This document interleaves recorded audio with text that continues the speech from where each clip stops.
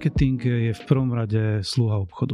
To je to, čo ja to nehovorím nikdy len ako nejaké klišé, je to niečo, čo my absolútne tomu veríme a všetko to, čo robíme, je vždy podriadené obchodným výsledkom. My nikdy, a ja som osobne nikdy nejak nepreceňoval úlohu marketingu, nikdy sme sa nestávali do nejakej pozície, že marketing sa má robiť preto, aby sa robil marketing, ale vždy to je o tom, aby to, čo často hovorím, že marketing má byť investíciou a nie nákladom. Marketing máme robiť preto, aby to prinášalo lepší obchodný výsledok, ako keby som ten marketing nerobil. A keď toto nefunguje, a keď takáto základná rovnica nefunguje, tak potom mám vždy pocit, že úloha či už marketingového tímu alebo reklamnej agentúry je zbytočná. Vždy tam musí byť tá pridaná hodnota, ktorá prináša ten rozdielový efekt toho, že investujem do marketingu, zarobím na tom ako klient viacej. Ak toto nefunguje, tak naozaj je to zbytočné.